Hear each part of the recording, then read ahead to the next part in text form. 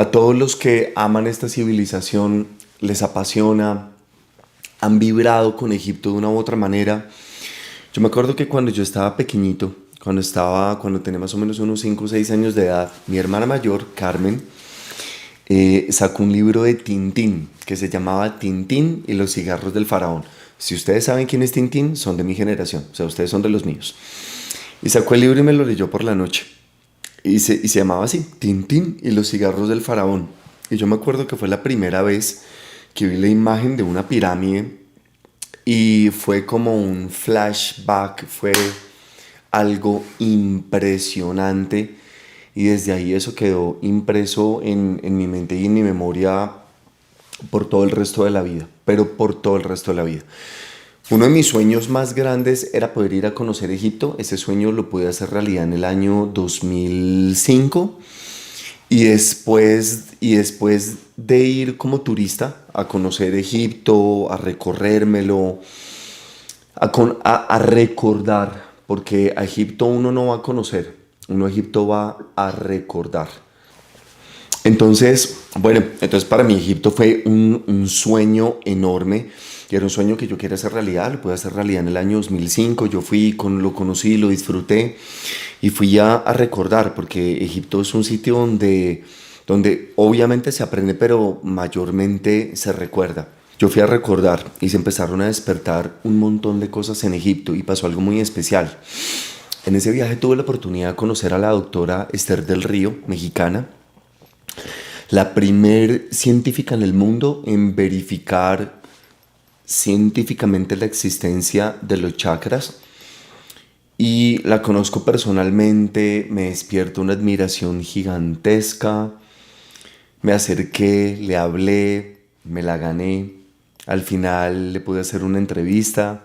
Me acuerdo que la grabé con el celular el último día cuando estábamos en el Cairo, ya terminando un viaje que en su época fue de más o menos unos 15 días. Ahorita nosotros los hacemos un poquitico más largos para tener tiempo para descansar y pasar delicioso en un sitio que les voy a contar un poquito más adelante. Y Egipto me dejó un montón de regalos, al punto en que fue tal el apasionamiento, fue tal el enamoramiento que tuve con Egipto, ese despertar, ese reconocerlo, ese recobrarlo, que decidí volver. Y la segunda vez que volví, me llevé un grupo de personas conmigo para Egipto. Creo que fueron más o menos unas 15 personas, tal vez 15, 17 personas máximo que se fueron conmigo para allá. Alumnos míos en esa época, esto fue en el año 2007. Y el viaje fue increíble porque tuve la oportunidad de liderarlo como guía. Entonces, como había recopilado la información, había estudiado y había investigado tanto, y también tenía tanta información ancestral de Egipto proveniente de Gerardo Schmedlin, puesto que Gerardito canalizó muchísima información de Egipto y de la Atlántida precisamente, de lo que fue la Atlántida, de lo que fue la civilización maya, de lo que fue la civilización egipcia, toda información canalizada. Entonces cuando yo me llevé a este grupo de gente, hicimos meditaciones, hicimos respiración dentro de la pirámide de Keops, hicimos un montón de cosas y fue increíble. Ese fue el segundo viaje en el que tuve la oportunidad de guiar y apoyar ese grupo de personas. Pero esto siguió sucediendo después. Les quiero contar que después de eso llevé varios viajes más y el que vamos a hacer y claro, en cada año mucho más aprendizaje, muchas más cosas. Incluso para mí la experiencia se empezó a convertir en algo cada vez más y más y más y más profundo. O sea, cada viaje pude recordar más, pude conectar más, pude entender y aprender más. Y cada viaje se empezó a convertir en una experiencia cada vez más y más y más extraordinaria, pero muchísimo más. Este año es el 8º viaje que tengo la oportunidad de llevar grupos de personas. Los últimos han sido ya grupos grandes de más de 30 personas, donde hemos vivido experiencias extraordinarias y maravillosas, muchísimo más que mis primeros viajes. Y en este 8º viaje que vamos a tener en el 2021 nos vamos a dar el premio porque nos merecemos volver a Egipto después de una cuarentena, después de una pandemia mundial, valorando muchísimo más lo que significa este lugar que guarda y encierra la información del cambio de era en el que precisamente estamos en este momento y tiene todo que ver con la pandemia, con la cuarentena y con todo lo que estamos viviendo. Los egipcios, los mayas, los Vedas, ellos habían dejado profecías y en esas profecías se hablaba del cambio de los tiempos. Y no obstante, por ejemplo, el científico Greg Braden, experto en geomagnética y geobiología, que escribió el libro de la matriz divina, que se lo recomiendo muchísimo, y otro libro que se llama Awakening to the Zero Point, en español traduce Despertando al punto cero. Greg Braden también ha recabado arqueológicamente y científicamente toda la información posible que en este momento nos valida todo lo que sabemos por las canalizaciones, toda la información que ya tenemos. Bueno, esto es algo absolutamente extraordinario, de verdad, y eso ustedes lo van a entender mucho más cuando vayamos al viaje, y ahorita un poquito más adelante, solo que en el viaje más, realmente qué tanto todo se explica y hasta qué punto de verdad la vida ya nos contó y la vida nos ha contado que definitivamente estamos en un cambio de los tiempos y todo esto está haciendo un sentido inmenso, y por eso me siento tan contento y por eso me siento tan feliz de que llevemos este viaje a Egipto por octava vez, el octavo grupo. Esto va a ser una experiencia fabulosa, o sea que váyanlo quienes a final de año estén visualizando que van a tener el tiempo, la energía, a quienes les esté resonando en el corazón, pónganlo en la agenda, pónganlo. De hecho, cuando yo me fui para Egipto por primera vez, estaba recién echado de un trabajo, no tenía plata, me fui endeudado, en contra de toda la lógica, en contra de todo lo racional. Cualquier persona me hubiera dicho, pero ¿usted cómo se le ocurre irse en este momento para Egipto? Usted lo que tiene es que buscar empleo. Y precisamente yo dije, no, yo me voy y me voy y me voy, y fue la mejor decisión que pude haber tomado en mi vida. Bueno, entremos en materia, queridos. Entremos en materia y compartamos sobre esto, pero es que hay muchísima información para compartir. Entonces, digamos que un universo entero de conocimiento y de comprensiones que en Egipto se les voy a explicar de la A a la Z a máxima profundidad, se los quiero compartir hoy acá, porque no los voy a dejar antojados en caso de que este año no sea tu oportunidad de ir a ese viaje. Pero quiero que comprendas toda esta historia tan bella y tan especial que hay acá detrás. Entonces voy a compartir pantalla y esta historia empieza así. Ha sido con altamente ingeniería humana que hemos hecho todos estos viajes a Egipto previamente. Y nos vamos a ir en búsqueda del ojo de Horus y en búsqueda de la profecía de ese final de los tiempos y ese cambio de los tiempos. Entonces, en este viaje del año 2021, en realidad lo que queremos ir a comprender es, queridos, toda la sabiduría egipcia, toda la comprensión del universo que ellos tenían, esa profunda comprensión del universo y de las leyes del universo y del propósito y el sentido de la vida. A eso es a lo que nos vamos a ir allá. Y nos vamos a dar cuenta que los egipcios entendían más de la vida de lo que nosotros entendemos hoy en el año 2021. Para toda la comunidad egipcia vivía bajo el entendimiento del sentido y el propósito de la realidad. Toda la comunidad egipcia, especialmente las primeras dinastías, entendía muy bien cuál era el papel nuestro aquí en el mundo y que simplemente estábamos de paso en cada transición, en cada encarnación, desarrollando lo que llamamos la evolución de la conciencia, evolucionando y aprendiendo un poquito más. Cada vida, en cada experiencia, un destino más, un aprendizaje más y una misión más. Es decir, un destino es algo para aprender y una misión es algo para dejar. Entonces, ellos en esencia tuvieron algo extraordinario llamado la Escuela de Misterios del Ojo de Horus. Si ustedes, por ejemplo, ven esta imagen alguna vez, si la han visto en internet, la han visto en un tatuaje, la han visto en algún documental, en una serie, este ojo, este emblema, este símbolo tiene un significado profundo, muy especial. Y representa la escuela de sabiduría más grande que ha habido en estos últimos 13.000 años. Y digo la más grande de los últimos 13.000 años porque hace 13.000 años fue el hundimiento de la Atlántida. Y hace un poquito más de 13.000 años, cuando la Atlántida estaba en todo su apogeo, estaba en su auge, también existía una escuela de misterios, pero se llamaba la Escuela de Misterios de Naakal.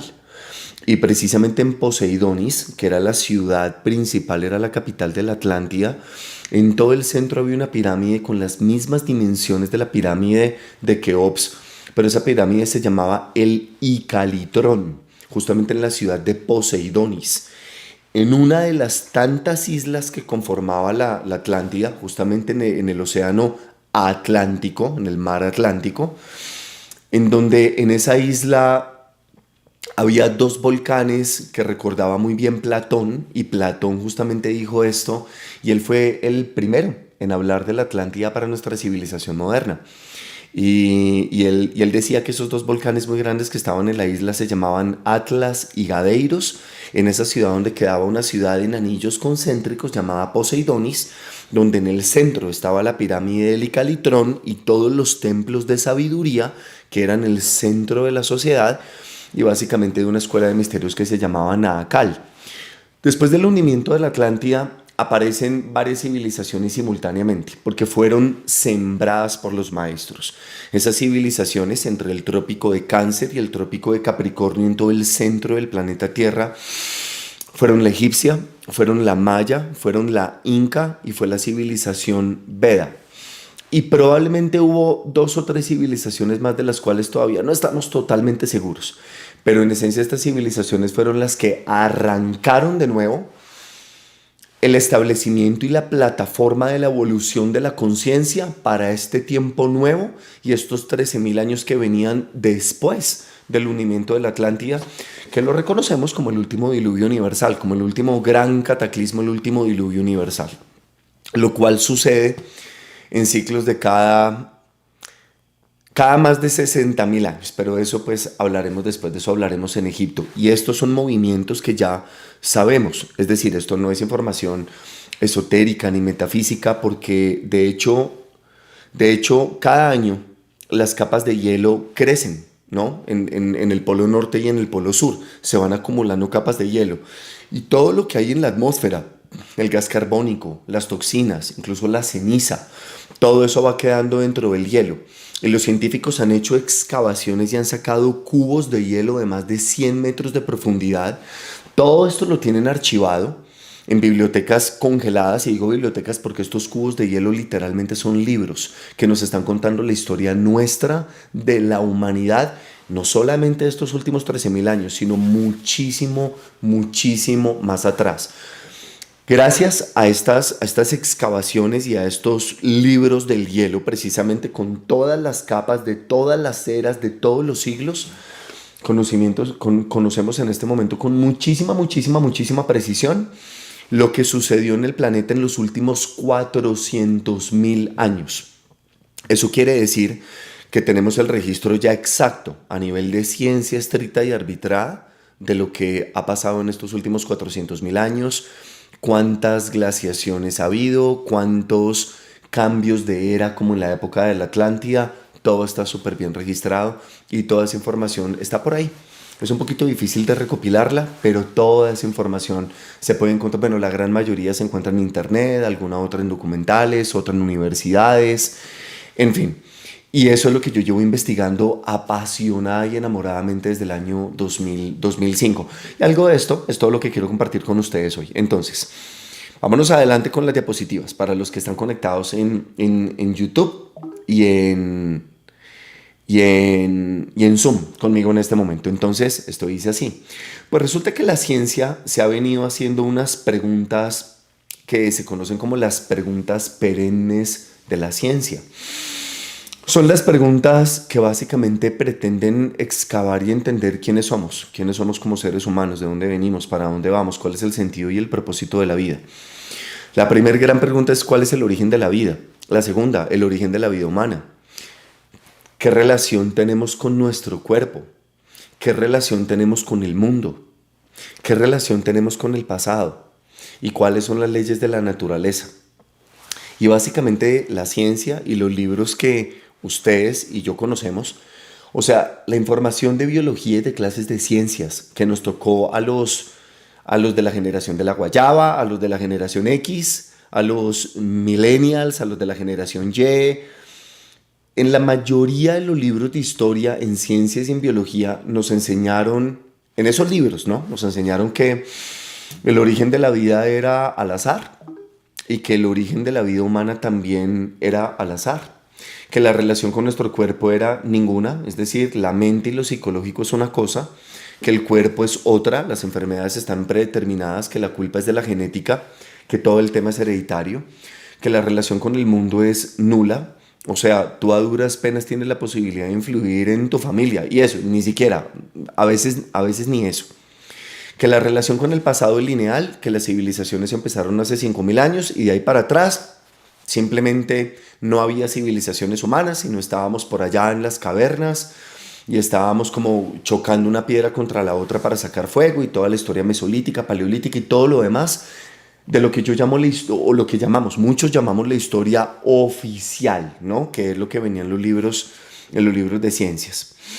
Y las leyes de la naturaleza, Darwin. Entonces básicamente tenemos la visión de Darwin, que viene desde hace 150 años, no tiene más tiempo que eso. También es muy la visión de Descartes, de René Descartes, en donde se dice que básicamente el cuerpo es un reloj, es una máquina. Simplemente dale agua, gasolina, aceítala, descánsala, déjala enfriar y ya está. Y en donde básicamente las leyes que hay solamente una, y es selección natural y es la ley del más fuerte.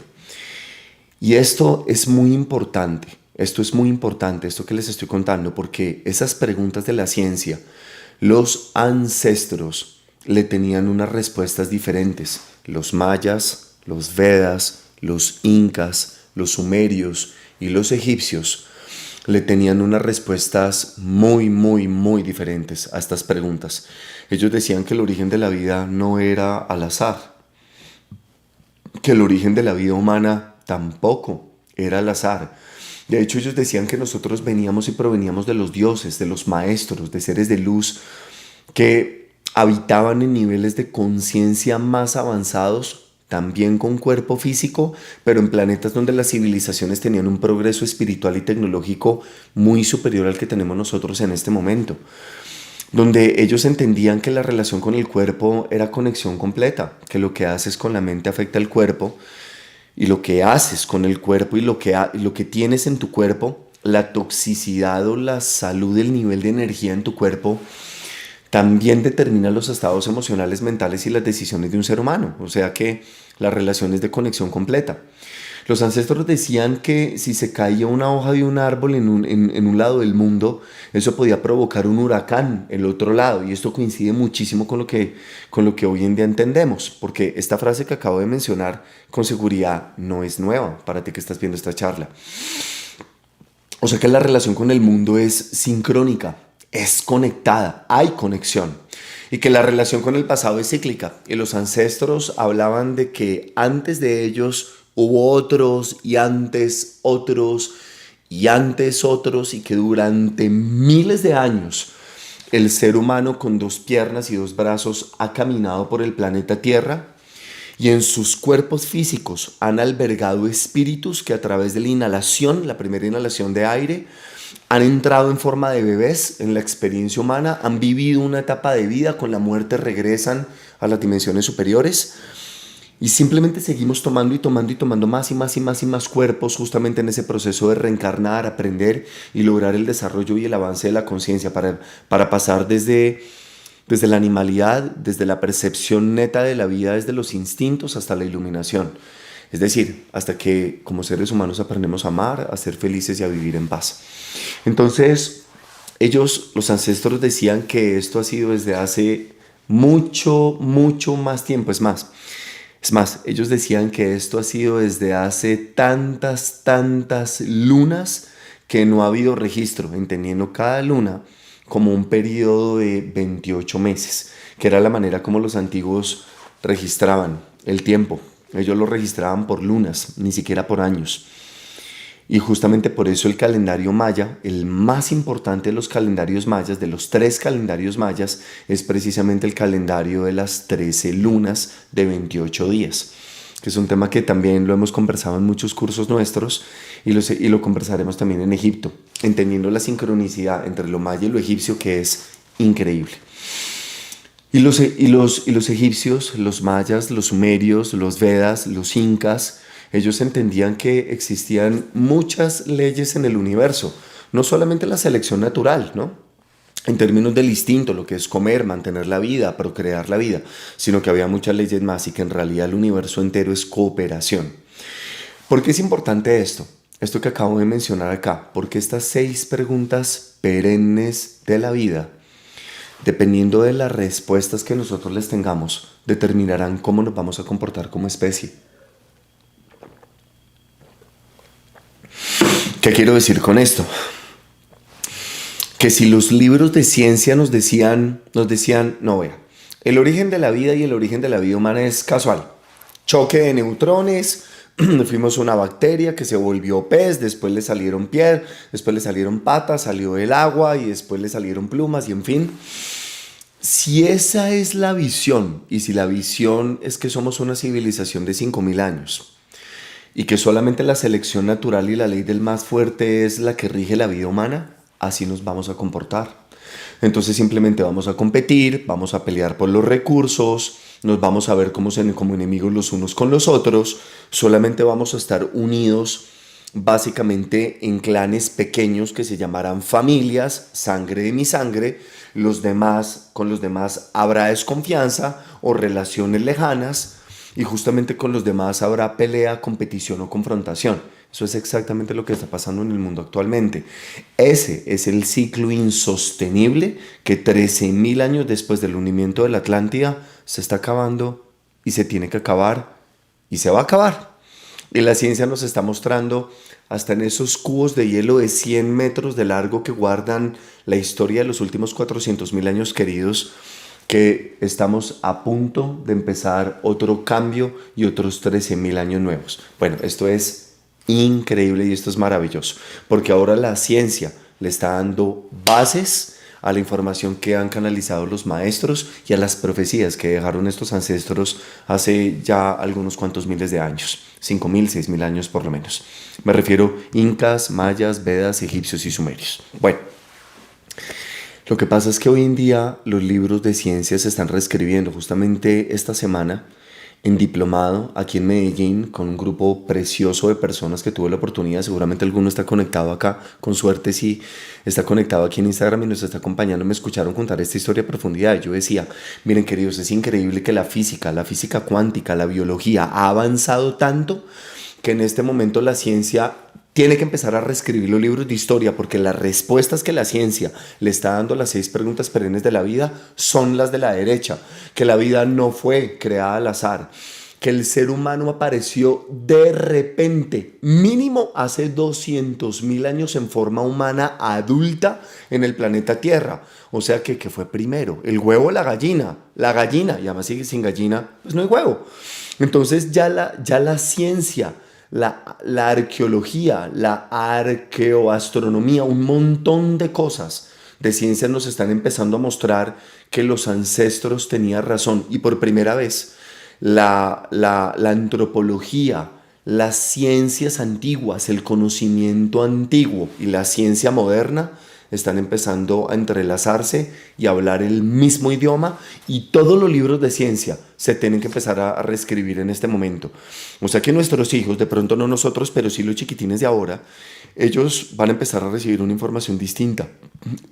Ellos van a crecer entendiendo que el origen de la vida humana no fue al azar, que fue de repente, que fuimos manifestados como mínimo, seguramente fue más, pero como mínimo hace 200.000 años con forma humana, de forma adulta, y aparecimos de repente en el planeta Tierra, no hace 5.000, sino hace mínimo 200.000. Que la relación con el cuerpo es conectada, estamos hablando de psiconeuroinmunoendocrinología en este momento.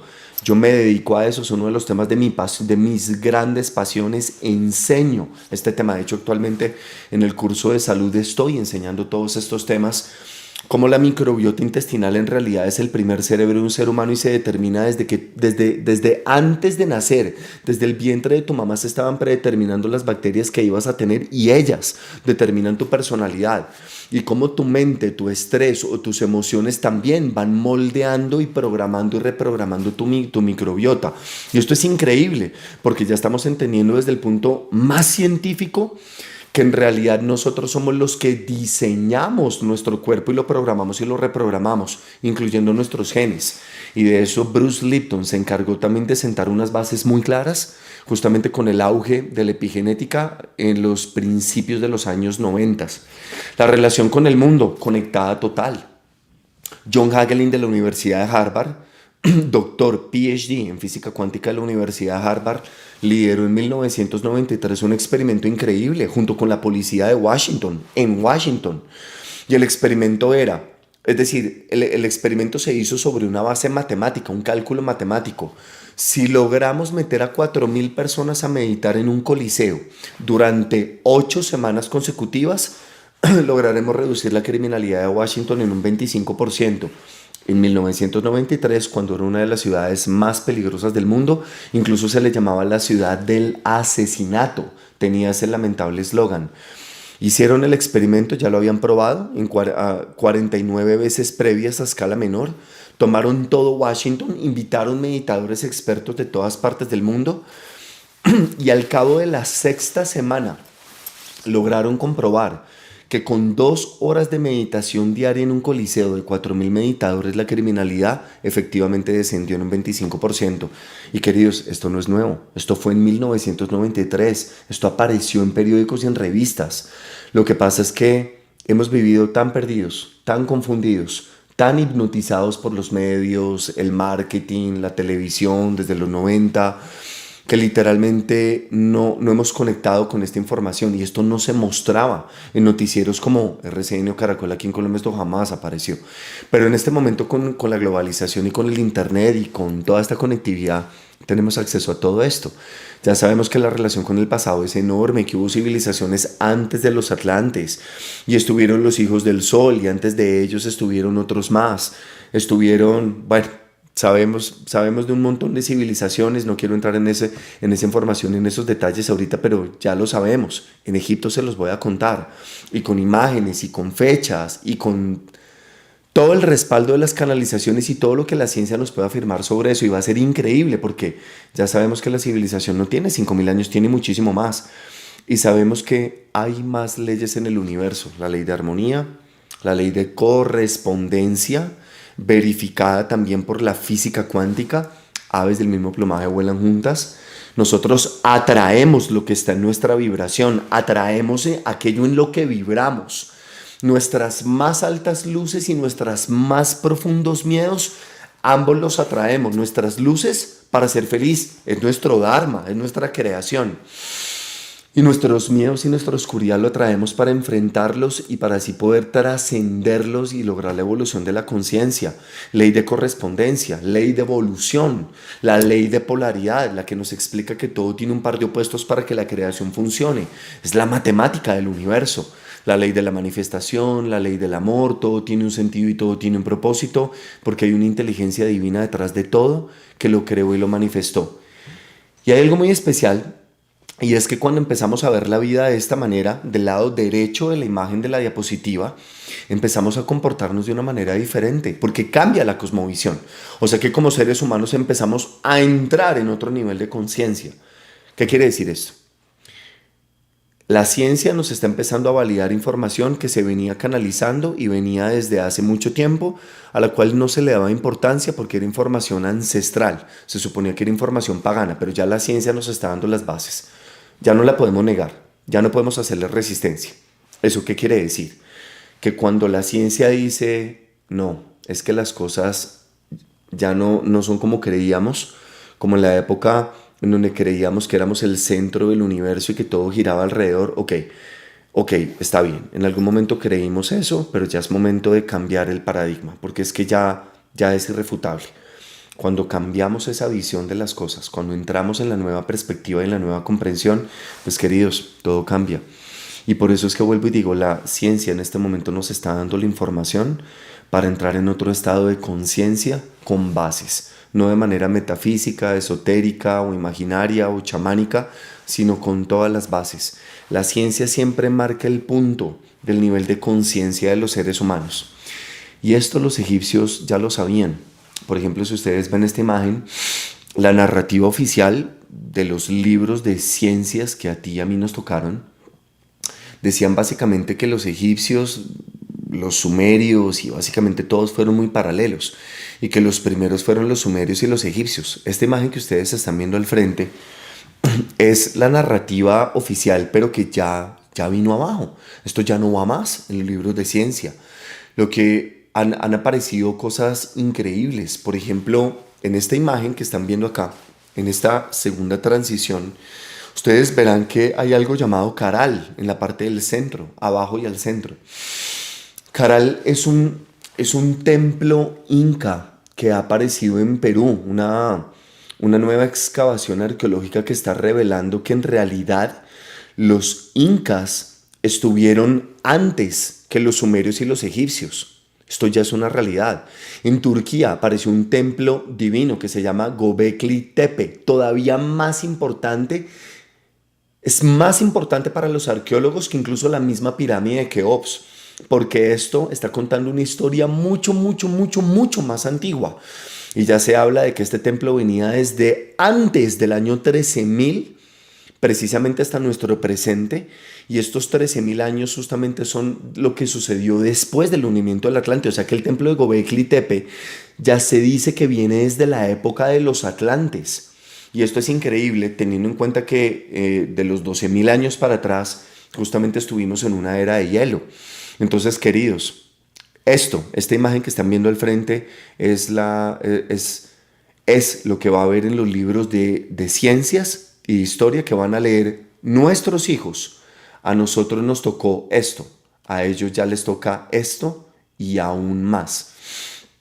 Y sabemos también por la ciencia que cada tanto estas líneas rojas están marcando otras eras en donde también ha habido un cambio enorme en el planeta Tierra, incluso recalentamiento global. Hemos tenido eras de recalentamiento increíbles. Entonces, vamos a ir a Egipto justamente ahorita en el 2021 a encontrarnos con la profecía del amanecer de la conciencia y a entender en serio y con todas las bases quiénes somos, de dónde venimos y para dónde vamos, y para darnos cuenta que toda la información de Escuela de Magia del Amor, toda la información que nos dejó Gerardo Schmedling, toda la información que nos dejó Nostradamus, todas las profecías mayas, no solamente son correctas, sino que fueron comprendidas de una manera tan detallada por los egipcios que nos quedaríamos absolutamente maravillados el entendimiento de la vida que ellos tenían. Justamente ellos entendían ciclos como los equinoccios y los solsticios. Ellos entendían perfectamente esto. Esto, que es un tema que pues requiere por lo menos unos 20 minutos de una muy buena explicación, esto lo vamos a mirar muy bien en el viaje, pero básicamente podemos entender que los egipcios sabían que había un cambio de eras cada tantos miles de años. Y de hecho, en los últimos 2000 años, aproximadamente 2100 años, la frecuencia del planeta que se podía medir en hercios, que se conoce como la frecuencia Schumann, gracias a este científico de apellido Schumann, la frecuencia Schumann, que es la frecuencia del aura, del campo electromagnético del planeta, que vibró en 7,83 hercios en los últimos 2100 años aproximadamente. Ya sabemos que desde 1987 se empezó a acelerar. Después de 2100 años de estar estable, estática, se empezó a acelerar y en este momento está por encima de los 13 hercios por primera vez, después de 2100 años. ¿Y esto qué quiere decir? Nuestros cerebros humanos se sintonizan con el campo electromagnético del planeta Tierra. Y 7,83 hercios es un nivel de hipnosis perfecto. ¡Qué coincidencia! En un estado de hipnosis, de dogma, de la fe de Carbonero, de creer ciegamente en dogmas no verificables y no verificados, fue la constante y fue la ley durante los últimos 2160 años más o menos, lo que se llamó la era de Piscis. Eso justamente esa etapa del planeta Tierra, regida por ese símbolo del pez, el que vive debajo de las aguas turbias, ¿no? De las aguas donde te mueves lento y donde se ve turbio, las aguas de la inconsciencia, la hipnosis colectiva. Y de repente el pez sale del agua y ahora el agua cae en un cántaro y ahora hay un hombre o una mujer que sostiene un cántaro y lo vierte a voluntad entendiendo en esta muy bonita metáfora pagana y antigua que el agua son las emociones, entonces ya no estamos naufragados en hipnosis dentro de una era netamente emocional, sentimental y susceptible de sufrimiento, sino ya salimos del agua, la tenemos en un cántaro y ahora la manejamos, porque estamos pasando de la era de la sensibilidad a la desensibilización, como decía Gerardito. Y por eso esos 3 ejercicios o más de 3 ejercicios ya no activan las áreas del cerebro que te meten en hipnosis, sino activan el área del cerebro, lóbulo prefrontal y frontal, que nos hace pensar conscientemente y cuestionarnos la vida y el dogma. ¿Quién soy? ¿De dónde vengo? ¿Para dónde voy? ¿Pero por qué creo en esto? ¿Pero esto de dónde viene? ¿Pero por qué he de creer que la historia es así? Es la era del discernimiento y la era de la comprensión en la que estamos entrando. E indefectiblemente sabemos, y la ciencia ya también lo ha dicho en muchas formas, que el campo electromagnético de la Tierra está cambiando. Incluso hace pocos días volví a leer una vez más, la noticia de que estamos a punto de una reversión de campos magnéticos en el planeta Tierra y eso cambiará la historia nuevamente. Otra vez la va a cambiar. Entonces, estos signos zodiacales, ¿de dónde vienen? De que en el anillo que ustedes ven en esta imagen que tienen al frente, el anillo gris que separa precisamente las constelaciones en el cielo astronómicas, justamente de las imágenes y los símbolos que están un poquito adentro, que son las 12 casas zodiacales. Quiero que hagas de cuenta que todo nuestro sistema solar y nosotros mismos, nuestro sol, está girando y se está moviendo por esa línea gris que puedes ver al frente. En un movimiento muy largo, o sea, el sistema solar le da la vuelta alrededor del centro de la galaxia, es un movimiento larguísimo, que se conoce como la precesión de los equinoccios. Y en ese movimiento de 26.000 años, que no es circular, sino en realidad es como una elipse, es decir, no es así, sino es más bien así. En ese movimiento hay unos periodos donde estamos más cerca del centro de la galaxia, estamos más cerca de ese sol central, en donde hay momentos de mucha iluminación en el planeta Tierra, mucha energía, mucha luz proveniente del centro de la galaxia, donde las almas que encarnan tienen un alto nivel de conciencia, como pasó hace 5.000 y 6.000 años. Y como pasó en la era de los Atlantes también antes de que terminara su civilización. Y como justamente hay momentos en donde estamos más lejos de ese centro de la galaxia, en donde entramos en eras y en periodos de oscuridad, justamente como la que estamos terminando en este momento, ya entrando en el amanecer de la conciencia. Y los egipcios sabían esto. Los egipcios sabían, los mayas también lo dijeron clarísimo en sus profecías, los Vedas, Nostradamus. Edgar Cayce, el clarividente norteamericano famosísimo, el profeta durmiente, le llamaban así porque él entraba en autohipnosis y canalizaba sus profecías.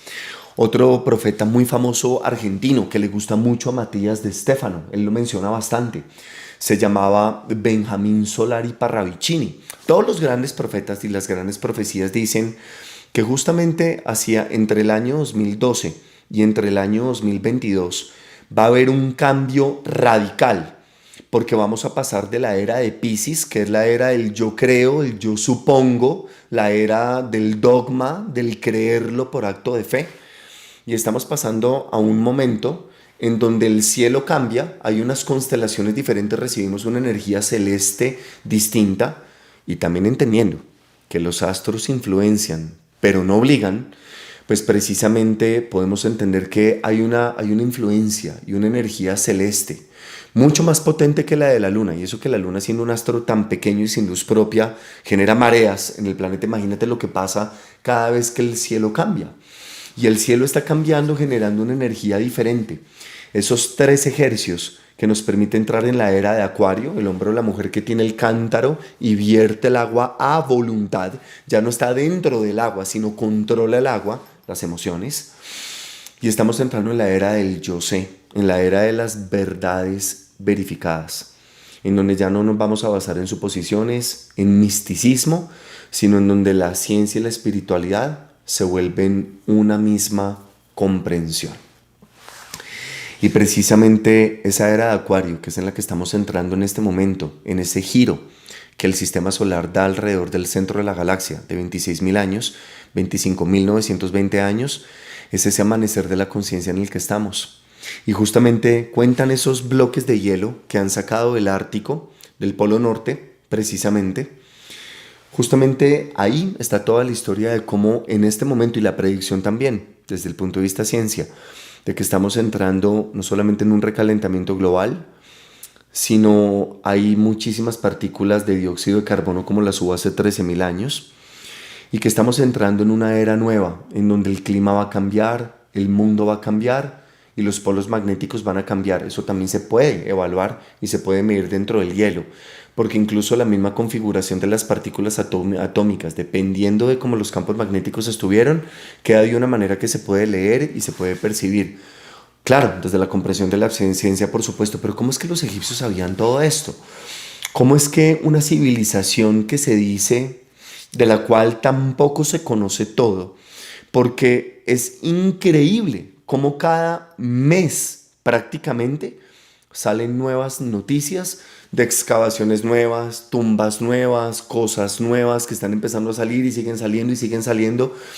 Queridos, Egipto, desde el punto de vista arqueológico moderno, no se ha terminado de descubrir. Todos los días se sigue reescribiendo la historia, al punto en que los arqueólogos, que hasta hace pocos años, hasta hace 15, 10 años, sostenían una verdad absoluta, que era la que enseñaban en la Universidad del Cairo a los arqueólogos nuevos que querían aprender todo esto, en este momento ya están hablando en voz baja y ya ni siquiera se atreven a dar por hecho lo que hasta hace 10 o 15 años estaban dando por hecho como si fuera una verdad absoluta, porque todo lo que se está destapando en Egipto es increíble.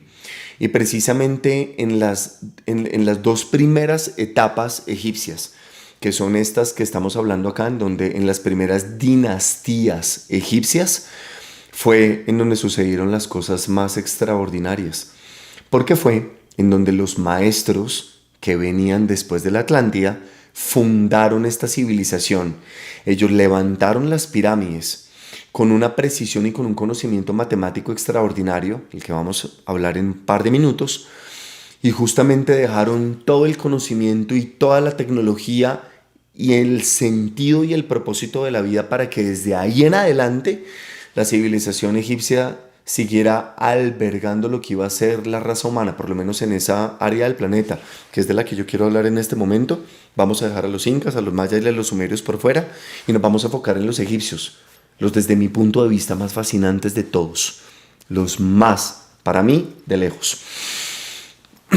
Y es por eso que quiero contar y hacer la aclaración de que en estas dos primeras dinastías fue en donde hubo todo el auge y el apogeo de la civilización egipcia y su mayor conocimiento. ¿Qué pasó? Después de eso, que al principio fueron reyes, después de eso vinieron los faraones, y después de los faraones otra vez vinieron, después de los faraones y pues justamente la última faraona que fue Cleopatra, justamente en ese último momento es donde ya Roma entra completamente en lo que fue el imperio tardío, y ahí es donde termina la civilización egipcia. O sea, la civilización egipcia empezó de más a menos. Los maestros la fundaron con toda la sabiduría. Al principio, donde están las flechitas rojas, y durante miles de años la civilización empezó a entrar en un descenso, porque los maestros y los seres de más sabiduría estuvieron al principio fundando las bases de la civilización y después dijeron, ahí les dejamos el conocimiento, para que después vinieran espíritus de más bajo nivel de conciencia, llegaran a esa civilización y a partir de la información que había, siguieran viviendo sus vidas y creando la civilización desde donde podían. Y entonces se empieza a perder la sabiduría y se empieza a perder y a perder. Y lo que en algún momento tenía un significado, después tomó otro y después otro y después otro. Y cuando los romanos básicamente llegaron en la época del Imperio Tardío a Egipto, básicamente ya toda la gran sabiduría egipcia estaba prácticamente perdida, pero eso sucedió en un lapso de miles de años. De hecho, sucedió en más tiempo del que tenemos en este momento de lo que es la civilización, desde Cristo hasta nosotros. O sea, toda esta pérdida de la civilización egipcia sucedió en un lapso de tiempo aún mayor. O sea que pasó mucho tiempo y pasaron muchas cosas en medio de todo eso. Y lo comprenderemos y estaremos allá en Egipto. y lo veremos paso por paso, pero al principio justamente hubo unos personajes extraordinarios. El gran maestro Imhotep, conocido como Tot, se los voy a presentar. Aquí se los tengo. Entonces este personaje con cabeza de ibis que les estoy presentando acá, este fue Tot, también conocido como Imhotep.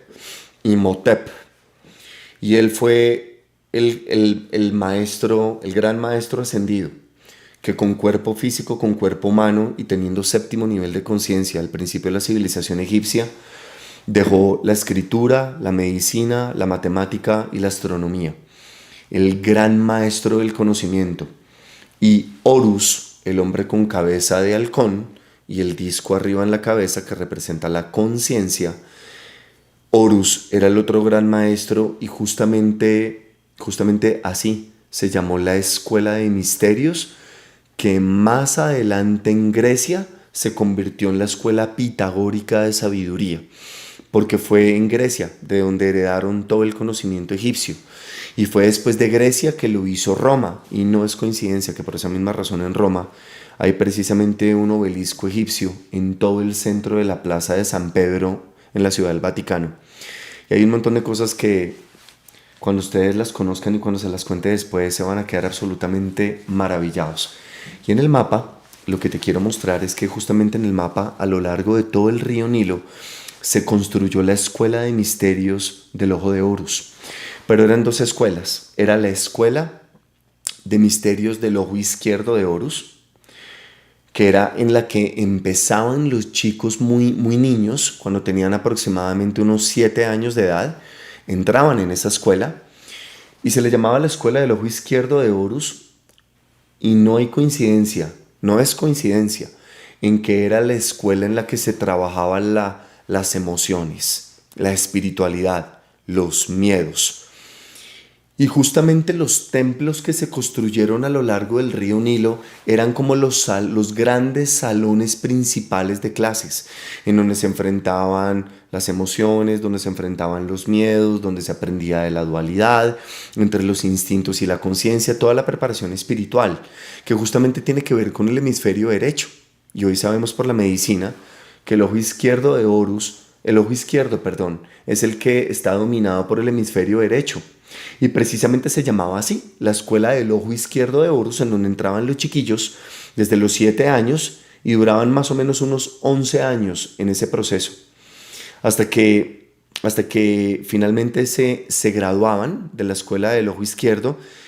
Y después de la gran prueba, que se las voy a mostrar en un par de minutos, en el templo de Komombo, después de la gran prueba del enfrentar los miedos, pasaban a la otra escuela ya a desarrollar los principios de la madurez intelectual, que era la escuela del ojo derecho de Horus, en donde ya aprendían la ciencia, la matemática, la medicina, la astronomía, la astrología, la fisiología, la biología, el entendimiento de la medicina y del cuerpo.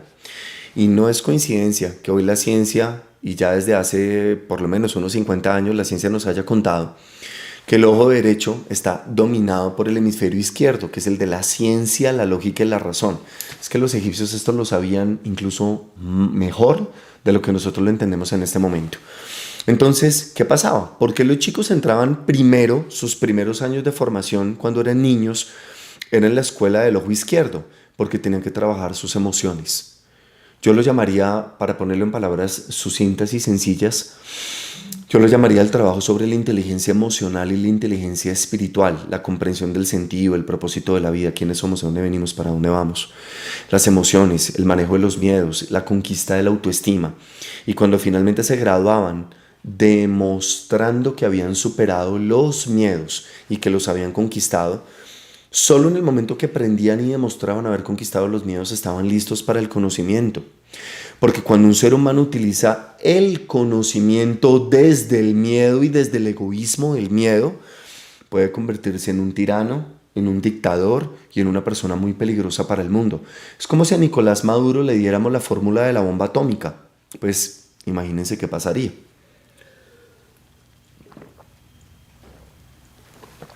Entonces, Nosotros que vivimos en una civilización que lo hacemos todo al revés. Primero ponemos a los niños a que aprendan todo tipo de teorías racionales, matemática, idiomas. Queremos que a los 5 años hablen 5 idiomas. Bueno, en fin, de todo. Estamos pretendiendo que salgan después a la vida, después de graduarse, después de haber hecho una maestría, a ver cómo medio aprenden a ser felices y a ver cómo medio aprenden a sostener un matrimonio. Los egipcios lo hacían al revés. Es decir, lo hacían al derecho. Y ese conocimiento es el que estamos empezando a recuperar en este momento. La Escuela de Misterios del Ojo de Horus empezaba en el sur de Egipto, que en realidad se llamaba el Alto Egipto, porque justamente ahí es donde el río empieza, y terminaba preciso en la graduación que era en las pirámides, conocido como el Bajo Egipto, porque es donde el río Nilo ya llega y donde finalmente se fusiona un poquito más arriba, en la parte de Alejandría, cerca de Alejandría es donde ya se fusiona con el mar, es donde el río ya entra al mar. Entonces por eso el sur se conocía como el Alto Egipto y el norte se conocía como el Bajo Egipto. Y en el Bajo Egipto, justamente en las pirámides, en lo que hoy se conoce como el complejo de Giza o la ciudad de Giza, es donde terminaba el proceso de la graduación, que era increíble. Y por ejemplo, el entendimiento y la comprensión del universo que los egipcios tenían era bellísima. Por ejemplo, en esta imagen, simbolizando el buitre, que simbolizaba la oscuridad, el vacío en el universo, la dimensión 40, justamente en sus garras trayendo la conciencia, que es la que alcanzas a ver ahí, como en forma de omega, y con ese planito, ¿no? Porque aterriza sobre la vida y sobre la experiencia material. Entonces, como el buitre, la oscuridad, ella originando y sosteniendo las conciencias, las almas que vendrán a la experiencia humana. Justamente las ves arriba, justamente ves las bolitas blancas arriba que son las conciencias y la serpiente que ves a la izquierda es el ego, que es cuando ya esas conciencias están encarnadas en el mundo. Y como por ejemplo Hathor, esta imagen que ustedes están viendo al frente, que es una imagen hermosa que encierra un secreto y un misterio lindísimo, que después les contaré en Egipto a profundidad. Miren esta imagen muy femenina, se conocía como Hathor. Y Hathor tenía la cabecita en forma de jarra, es decir, principio femenino, es decir, la conciencia encarnada en un cuerpo en donde está aprendiendo y logrando la evolución de la conciencia. Y justamente Atón o Amón, el Dios básicamente, también representado como el sol, para que tuviéramos una guía muy visual de la luz, la representación de la luz, cómo emana la sabiduría a través de todas las dimensiones para que finalmente vayamos comprendiendo y ascendiendo en la comprensión del universo. Cosas increíbles como esta, la escena del juicio de los muertos, en donde básicamente los egipcios contaban, queridos, cómo, cómo se daba el proceso de la reencarnación. Entonces, por ejemplo, a la izquierda ustedes ven a Anubis, el hombre con cabeza de chacal, esa cabeza de chacal negro, la cabeza negra, sosteniendo de la mano al iniciado, al muerto, ¿no? Al recién difunto.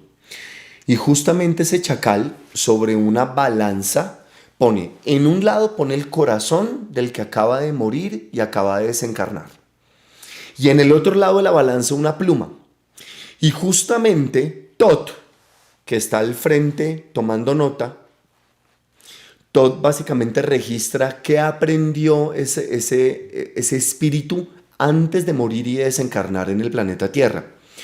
Y si el corazón del difunto pesa lo mismo que la pluma, quiere decir que ya está liviano de odios, rencores y los pesos de las pasiones, del instinto y de la materialidad instintiva y la pasionalidad instintiva del cuerpo y el miedo humano. Y solamente cuando la pluma y el corazón del iniciado estaban en equilibrio, quería decir que ya el iniciado había aprendido a amar, a ser justo, y había aprendido a dejar de ser susceptible y había logrado llegar a la desensibilización, al cuarto nivel de conciencia. Y en ese momento era cuando Horus, el gran maestro de la pedagogía, justamente le presentaba el difunto a Osiris, que es el que está vestido de blanco, con la piel verde, eso se los explicaré después, bueno, representa pues que es un inmortal. Y Osiris era conocido como el señor de la reencarnación. Entonces le presentaban el difunto Osiris y le decían, él ya pasó por sus 1000 reencarnaciones y ya aprendió todo lo que tenía que aprender. Y si no, el consejo de los 40 sabios que están arriba eran los que iban a determinar básicamente el espíritu del iniciado, arriba y a la izquierda, lo puedes ver ahí agachadito con las manos así, recibiendo la instrucción en caso de que todavía no hubiera llegado al amor incondicional y a ser justo, estaba recibiendo la instrucción y el apoyo y la guía de esos 40 maestros o sabios ahí arriba, de cuál era la futura reencarnación que le correspondería para continuar y culminar el proceso en la etapa humana, aprendiendo el amor y la felicidad. Y esta imagen es muy linda, esta imagen la vamos a ver en un templo precioso. Yo creo que es el templo, para mí, el más importante de toda la Escuela de Misterios de Horus, que es el templo de Abidos, donde vamos a ir a final de año como siempre lo hemos hecho. Y es el templo en donde apareció la flor de la vida, la geometría sagrada. Y el hombre con cabeza de león que representa es el ser humano que ya tiene la fuerza, que ya es fuerte, tiene la fuerza interior, sosteniendo con la mano izquierda, que es la mano de la receptividad, la izquierda, la del hemisferio derecho, el ojo de Horus en el corazón, el amor incondicional y la sabiduría, y por ende se despierta la clarividencia, el halcón arriba con la corona, que representa el ser humano que tiene la fuerza, despertó el amor incondicional y ahora activa sus dones y sus comprensiones y facultades superiores en el mundo. Esta es una de esas imágenes divinas que vamos a encontrar allá en Egipto. Y arriba y a la izquierda puedes ver las ondas de frecuencia, las dimensiones, las ondas vibratorias que ya alcanza a percibir el halcón justamente cuando el ser humano empieza a acercarse a su proceso de iluminación. Queridos, resulta que en el universo pasa algo muy especial y con esto me quiero aproximar hacia el final. Leonardo Pisano Fibonacci, básicamente él, cerca de la Edad Media, fue el que empezó a hacer estudios sobre la matemática de la naturaleza. Él se dio cuenta que un par de conejitos daban otro par de conejitos y que de un par de conejitos salían después dos y que cuando se reproducían esos dos pares de conejitos daban 3 pares de conejitos y después 5 y empezó a encontrar un patrón que después de 5 salían 8 y se dio cuenta que en las plantas normalmente las que son equilibradas, es decir, las que menos difícilmente se pueden caer, las más equilibradas y que dan mejor flor y fruto.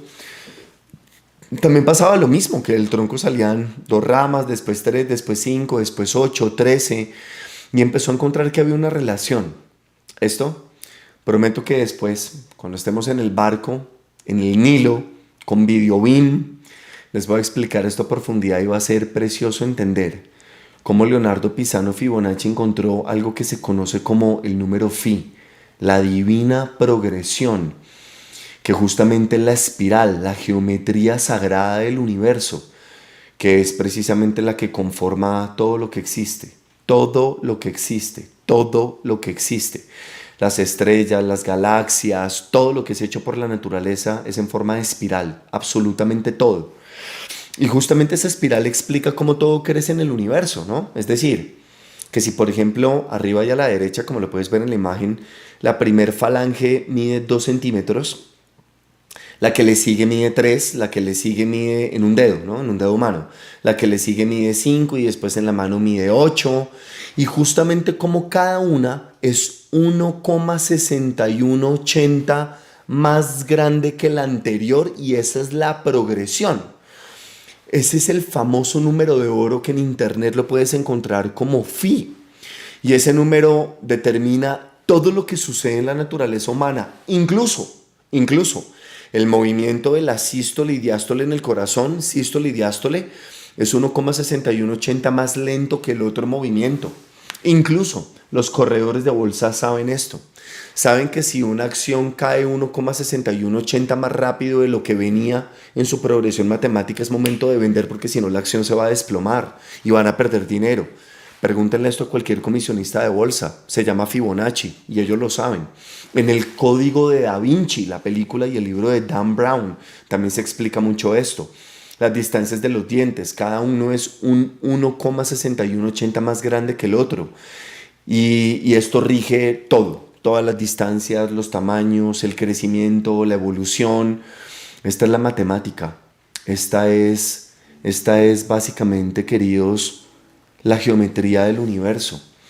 Y esta geometría del universo, que hoy en día la conocemos como geometría sagrada, que seguramente tú la habrás podido ver si alguna vez has tomado yagé, y en una visión de yagé has visto patrones geométricos en la naturaleza, en el cielo, en el universo, y solamente te has maravillado pero no has entendido de qué se trata, significa que lo que viste fue justamente esta progresión geométrica. Todo en el universo, desde el ADN hasta las galaxias, está regido por esta espiral. Está regido por una matemática áurea, por una geometría áurea sagrada. Y esa matemática, que da una geometría, hace que todo en el universo sea eficiente, sea lógico y funcione coherente y armónicamente. Y no solo eso, sino que sea bonito, bello, eficiente y contenga un altísimo nivel de energía, no solamente a los humanos, sino a la percepción de los sentidos humanos. Entonces justamente esta proporción áurea que encontró Fibonacci y con la que hoy en día se hacen cirugías plásticas, los cirujanos plásticos, quiero que le preguntes a cualquier cirujano plástico que conozcas. Ya hay plantillas áureas en donde toman la foto de una paciente que se va a someter a una cirugía plástica, ponen la foto del rostro de ella detrás de una plantilla computarizada que tenga toda esta característica y esta matemática, y los cirujanos se rigen por esta matemática para saber dónde hacer las correcciones y poder aún mejorar más la expresión facial de una persona a través de una cirugía. Esto también se hace en arquitectura hoy en día y desde la época de los griegos. De hecho, todos los templos griegos, los mismos templos egipcios y muchísimo más vienen con esta matemática y esta geometría áurea. Y yo les dije que se quedaran hasta el final de la charla y les dije que esta charla iba a ser extraordinaria y les dije que iba a valer la pena que tuviéramos esta conversación. Se los dije que a pesar de que no vayas a Egipto este año, si no te corresponde ir, quiero que te lleves un mensaje increíble que te vuele la mente y digas, wow, no lo puedo creer. Y si vamos a ir a Egipto, esto va a ser de lejos el mejor viaje de tu vida, como lo han dicho muchos de los que han estado en Egipto con nosotros en los 7 viajes previos. Y el universo entero se compone de esta geometría y funciona exactamente así. Entonces, queridos, justamente esta imagen que conocemos como la flor de la vida, bueno, en realidad esta no, esta imagen que estás viendo al frente se llama la semilla de la vida. Y esa semilla de la vida tiene 7 movimientos, que son los 7 movimientos del Génesis en la Biblia. Cuando el espíritu, que fue la esfera del centro, se movió por las aguas, es decir, la conciencia se desplazó en el universo, en el vacío, formando esa segunda esfera, y de ahí la tercera, la cuarta y la quinta, y son los 7 días del Génesis, que a la vez son las 7 grandes frecuencias, los 7 haces de luz, rojo, naranja, amarillo, verde, azul, índigo y violeta, que son las 7 notas musicales, el 7 como principio vibracional del universo. Y justamente esa geometría sagrada, todo esto es la manera, esto, desde la unidad hasta el cómo se expande el universo y la conciencia, fue la forma como se dio el Big Bang y cómo apareció el universo y cómo Dios pasó de ser espíritu inmanifestado a crear el universo físico con todas sus dimensiones como lo conocemos hoy en día. ¿Y de qué manera lo hizo? ¿Con qué patrón geométrico? ¿Con qué matemática? Con todo lo que les estoy contando acá, con todo esto. Y es así como las células del cuerpo, obedeciendo el mismo patrón y la misma geometría, se dividen. Así es como las células hacen mitosis y se multiplican y aparece la vida humana. Y esto es hermoso porque así es como se da absolutamente todo. Todo empieza con una sola figura, como un centro, el espíritu, y finalmente crece hasta que se vuelve la flor de la vida y finalmente llegamos a ser seres humanos. Y estos patrones, esta es la flor de la vida. Esta figura que estás viendo al frente es la famosa flor de la vida. Y si estás disfrutando esta charla, quiero que apuntes. Apúntala por ahí en algún lugar. Flor de la vida. Y quiero que te metas en YouTube o quiero que te metas en Google y pongas Flower of Life en inglés o pon flor de la vida o geometría sagrada. Y quiero que te deleites. Y quiero que se deleiten con todo lo que les va a aparecer ahí. Y como justamente desde la escuela pitagórica de sabiduría en Grecia, se hablaba de 5 sólidos platónicos que tienen lados y ángulos iguales, y justamente desde esa época de los griegos y desde antes, desde los egipcios, desde la escuela de misterios del ojo de Horus, se sabía que estas 5 formas geométricas que estás viendo al frente son las que componen todo el universo y la creación completa. Y de ahí viene absolutamente todo, entendiendo que el tetraedro es el elemento fuego que representa el espíritu, el octaedro representa el elemento aire y es lo que permite que exista el gas y el aire como tal y podamos respirar en la experiencia humana. De hecho, así son las moléculas, así son las moléculas justamente del hidrógeno, del nitrógeno y de cada uno de los componentes que da el agua, la tierra, precisamente como la molécula del carbono. Y todo esto sale precisamente de esta misma geometría, de este mismo patrón y de esta misma matemática, hasta que finalmente llegamos a esta figura y esta imagen que también se conoce como la estrella tetraedronal o como la estrella de Metatrón o el cubo de Metatrón. Bueno, la estrella tetraedronal. Espérenme un instante que se me trabó la diapositiva. Y justo... ¡Ay! Se me fue. Denme un instante. Esta imagen que está acá. Y justamente esta imagen es muy especial y es muy valiosa porque el cuerpo humano tiene esto alrededor. Es decir, eso que nosotros llamamos aura o campo electromagnético alrededor del cuerpo, en realidad son dos tetraedros. El tetraedro Sol, que es el que es apuntando hacia arriba, y el tetraedro Tierra, que es el que apunta hacia abajo, cielo y tierra fusionados en forma de estrella, y son campos magnéticos con esta geometría que giran al revés el uno del otro. Entonces giran de una forma opuesta y antagónica, y giran a tal velocidad que producen el campo electromagnético, conectándonos con cielo y conectándonos con tierra. Y este es ese gran misterio de la geometría sagrada del que vamos a hablar después.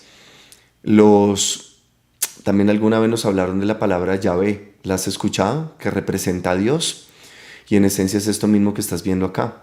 Existen 4 moléculas para que se dé la creación. Ya te mostré las formas. El dodecaedro, el icosaedro, el octaedro, el tetraedro, que son el carbono, el oxígeno, el hidrógeno y el nitrógeno.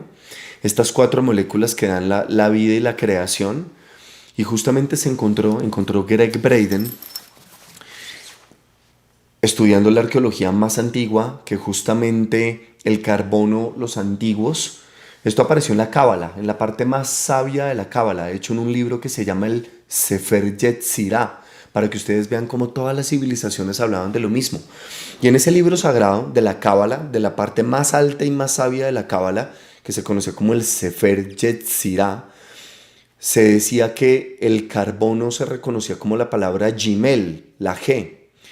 El elemento oxígeno se conocía como el Vav, la letra V. Como ellos reconocían el hidrógeno del fuego como el Yod, la Y. Y cómo reconocían el nitrógeno como el Hei, la H. Y si tú esto lo pones en orden, la tierra, el agua, el fuego y el aire, si tú tomas estos 4 elementos que son los que permite la creación y los cambias de orden y los pones en el orden en el que realmente van, desde el espíritu hasta la tierra, desde lo inmaterial hasta lo más material, es decir, fuego, aire, agua y tierra, pues te vas a dar cuenta que la palabra que aparece precisamente es Yahvé. O sea que Yahvé, que es el nombre de Dios para los cabalistas, que muchos de ellos incluso no conocen esta información. Básicamente ellos no lo saben. La mayoría de los cabalistas, de hecho pregúntenles, los cabalistas no conocen este conocimiento. Y aquí hay algo lindísimo y es que el nombre Dios está escrito y Dios significa las 4 moléculas y las 4 formas geométricas, los 4 y 5 sólidos platónicos que conforman la realidad entera. Los 4 elementos y el 5.º elemento que es el amor, precisamente. Y todos los templos egipcios, todos los templos, como por ejemplo este templo, divino, precioso, todos tenían una geometría sagrada perfecta. Es decir, que por ejemplo la altura de un bloque con el que se construía uno de estos bloques ladrillos enormes, la parte alta y la parte horizontal, la vertical y la horizontal, tenían un 1,6180 de relación entre una y la otra. O sea que si esta era tan larga como mi antebrazo, la horizontal era 1,6180 más larga. Y Eso quiere decir que la proporción áurea de esta geometría sagrada estaba en todos los templos egipcios.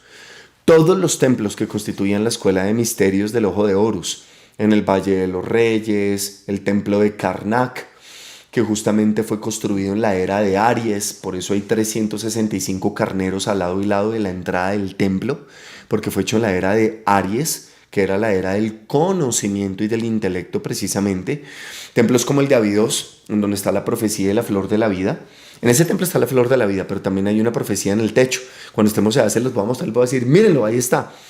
Y es justamente donde están los helicópteros, los submarinos, las naves voladoras. Ahí está justamente todo eso, en el templo de Abidos, donde vamos a estar. Que les dije que es el templo más importante de la Escuela de Misterios del Ojo de Horus.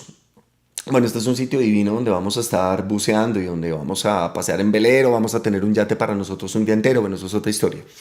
El templo de Luxor, que es el templo que descubre un científico, un investigador llamado René Adolf Schwarer de Lubitz.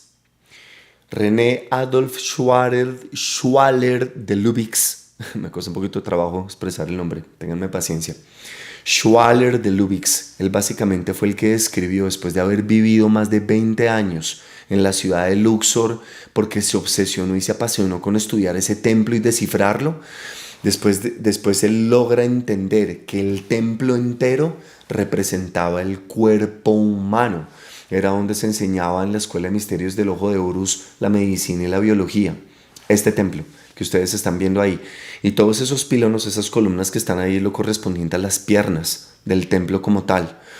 Y el templo de Komombo, que es mi segundo templo favorito. Es el templo más especial. Matías de Estéfano hace unos días también lo escuché hablar de él. Y eso que Matías pues lo he escuchado recientemente, desde hace 2 años más o menos lo he escuchado y he disfrutado muchísimo oír toda su sabiduría. Y es increíble cómo todo coincide. Lo que él recuerda, lo que decía Gerardo, lo que hoy en día se sabe por la arqueología y arqueoastronomía.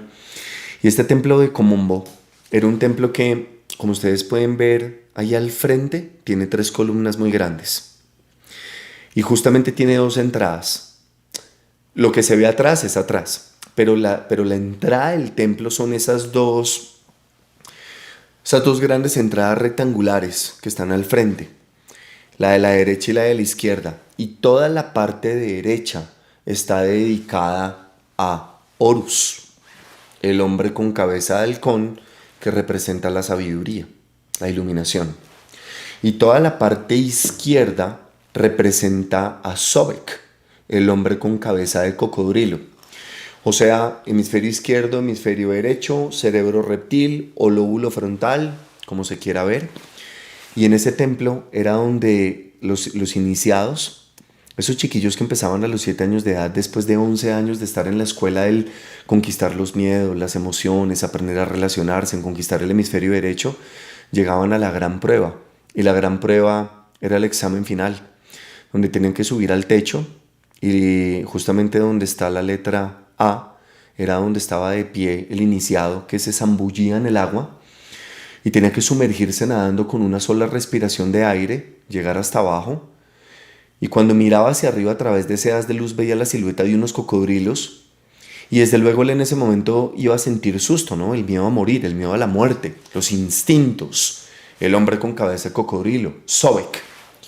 Y cuando él buceaba con una sola inhalación de aire y miraba hacia arriba y veía el cocodrilo, en ese momento tenía que haber conquistado sus emociones y sus instintos en esos últimos años a tal punto en que pudiera decir: imposible, la salida de la luz no puede ser pasando por el lado de la bestia ni exponiendo la vida.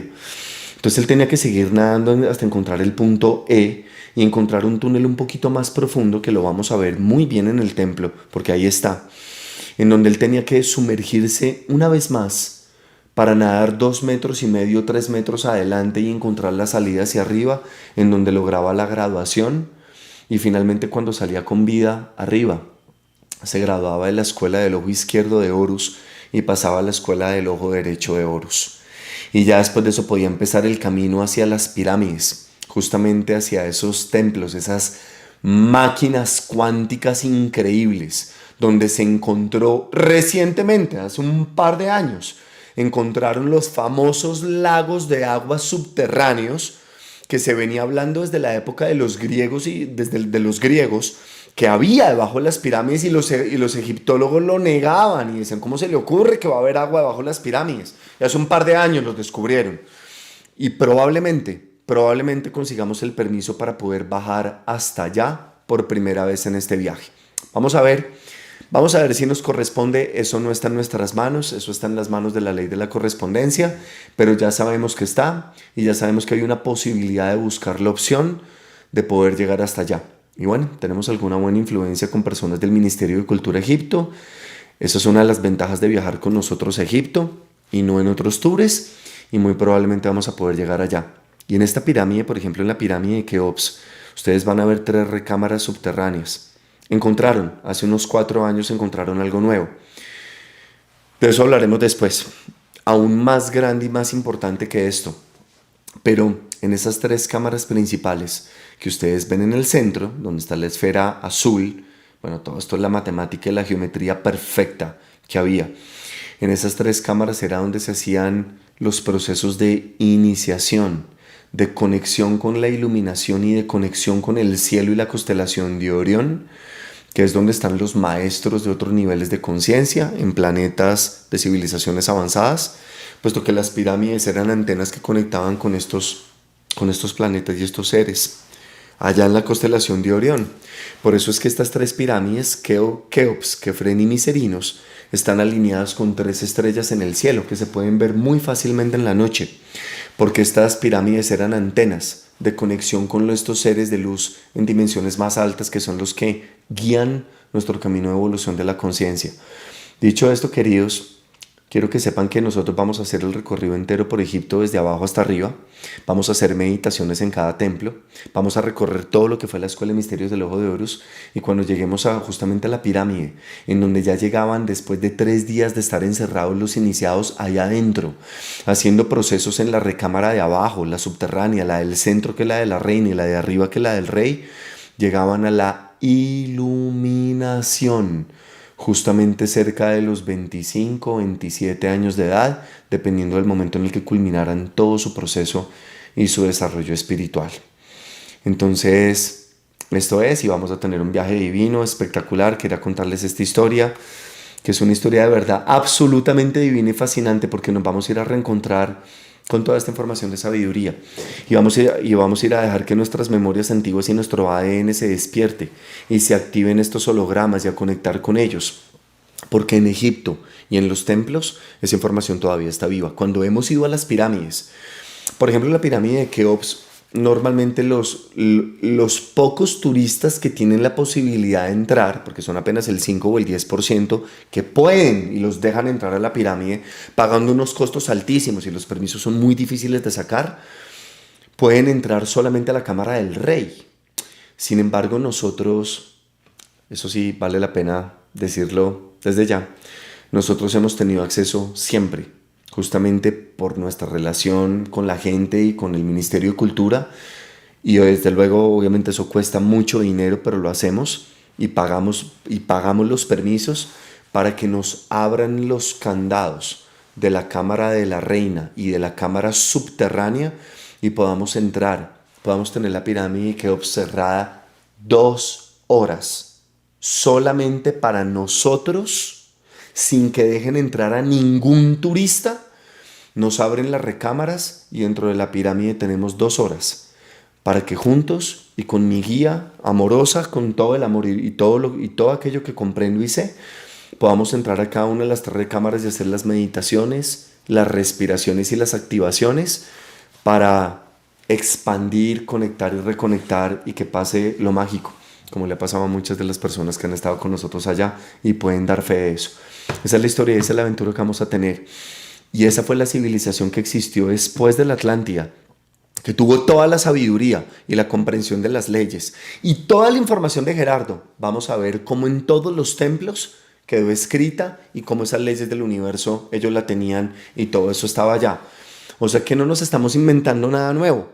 ni apareció un Gerardo diciendo información nueva o un Matías diciendo información nueva. Al revés, estamos por fin en el tiempo en donde 13.000 años nos hicimos correspondientes con encarnar en un momento del planeta en donde podemos recordar esta información milenaria y ancestral que nos reconecta con nuestros más profundos y espirituales orígenes, y eso es solamente para aquellos que les corresponde pasar ese cuarto nivel de conciencia en este final de los tiempos y en estos cambios de los tiempos. Tribu, familia, vámonos juntos para Egipto a final de año. Ya tenemos la fecha puesta, ya tenemos todo listo. Me gustaría, Pili, dado que no tengo la oportunidad de mirar WhatsApp, porque pues estamos en el live aquí en Instagram, si nos puedes compartir un poquito de la información aquí abierta a todos, por favor, en el chat de Zoom. Yo la puedo leer y parafrasear para todos. Queridos, ya tenemos fecha. Quiero que sepan, y voy a hacer la aclaración, nos vamos del 20 de noviembre al 8 de diciembre. Vamos a estar prácticamente 18, 19 días fuera. Este va a ser el mejor viaje de sus vidas de lejos, les doy mi palabra. Y vamos a tener un viaje increíble. O sea, el viaje va a ser a todo nivel. De hecho, hay viajes, en internet se consiguen viajes más económicos, yo sé que los hay, pero es que a mí no me interesa y yo no voy a llevar a las personas a hoteles de tercera categoría, y es que Egipto no es un lugar fácil. Es un lugar muy bulloso, es un lugar donde en algunas ciudades hay mucho ruido, hay energías muy revueltas, bueno, en fin. Hay muchas cosas que de pronto pueden no ser tan agradables y pueden ser contrastantes para nosotros los colombianos o mexicanos o peruanos que nos vayamos para allá.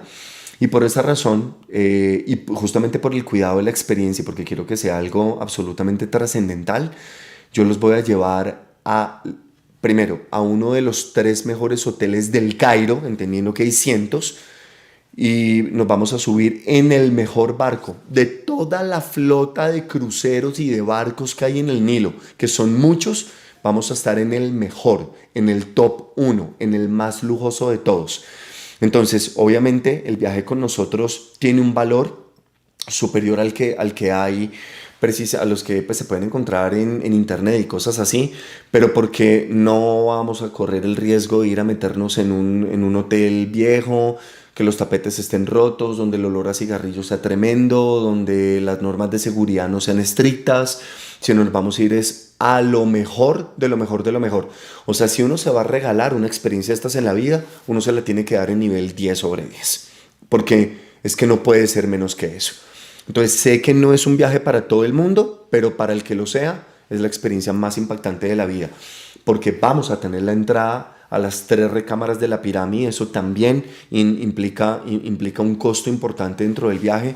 Y algo más, queridos, vamos con toda la información de Gerardo y con un montón de conocimiento que allá en Egipto nadie tiene, allá en Egipto no se da, y mucho menos es un conocimiento que conozcan los guías turísticos que son formados en la Universidad del Cairo como guías. Ellos no tienen acceso a la información con la que vamos a trabajar allá, porque Egipto lo puedes descubrir en diferentes capas de profundidad, desde lo que dice la egiptología de antes, la de hace 50 años, o podemos ir a las capas de profundidad y hacer que la experiencia esté en la máxima vibración posible.